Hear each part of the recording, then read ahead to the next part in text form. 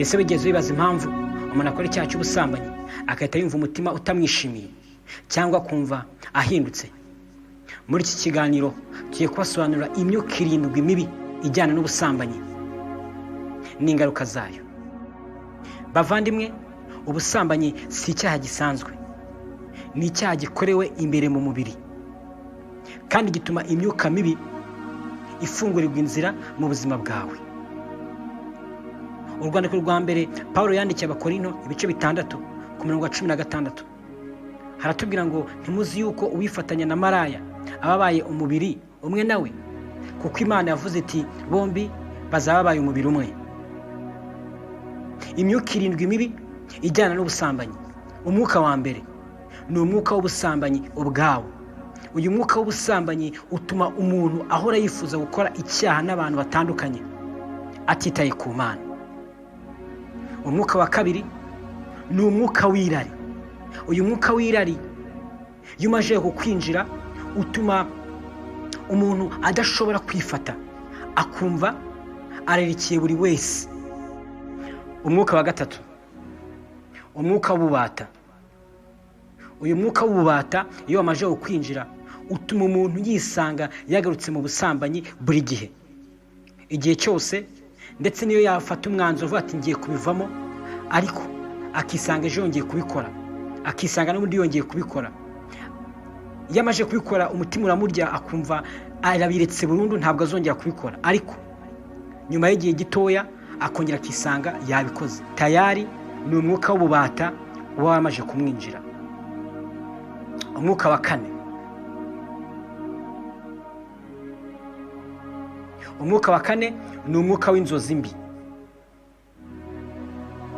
Umwuka w'inzozi mbi iyo wamaze kukwinjira umuntu arota aryamana n'abantu mu nzozi, akabyuka afite isoni cyangwa kumva ari kubabara. Umwuka wa gatanu ni umwuka w'ipfunwe.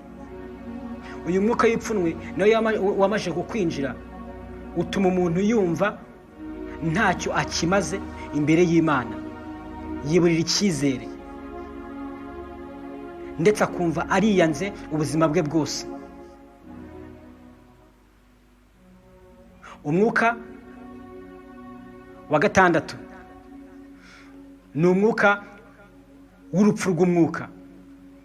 Uyu mwuka w'urupfu rw'umwuka utuma umutima wawe utagishaka gusenga cyangwa gusoma Bibiliya, kubera icyaha uba warakoze. Igihe cyose wumva muri wowe imbaraga zo gusenga ziracika, ukumva niyo wasenga Imana ntiyakwigera kumva, ndetse ukumva wabuze n'imbaraga zo kuba wasoma Bibiliya. Uyu mwuka iyo wamaze kukwinjira. Umwuka wa karindwi ni umwuka w'agahinda n'ubwoba.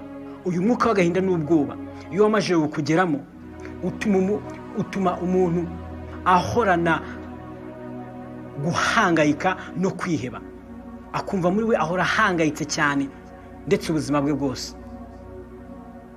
Ingaruka z'iyo myuka yose uko ari 7, iyo myuka ntimaze kwinjira mu muntu, umuntu atakaza amahoro mu buzima bwe, ashidikanya ku Mana, kandi ubuzima bwe bukaba mu mwijima.